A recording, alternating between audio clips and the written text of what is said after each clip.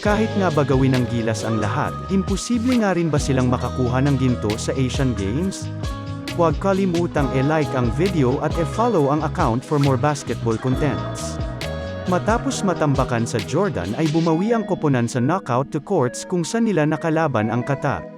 Mula sa napakaalat na shooting ay tumamis ang mga bitaw ng shooter ng national para tulungan ang steady production ni Justin Brownlee.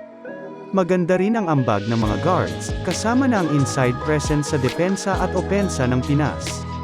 Pero hindi pa dyan matatapos ang misyon ng Gilas dahil ang matatangkad at matitigas naman na tore ng Iran ang kanilang kakalabanin sa susunod. Nang makatapat nga tayo ng malalaking players sa Jordan ay nahirapan talaga ang national team na maghanap ng butas sa kanilang depensa.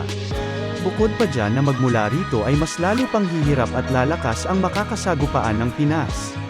Mula sa host na China, Japan, South Korea at ang nakalaban nating Jordan. Top teams na kasi sa Asia ang babunuin ng Gilas at matagal na ng huling beses nakakuha ng medal ang bansa sa Asian Games. Mahirap man ang tatahaking landas ay ang positibo naman ay ang tiwala at suporta ng mga Pinoy sa team na ito. Pero sa tingin mo ba kakayanin pa magginto ng Gilas? Comment down below.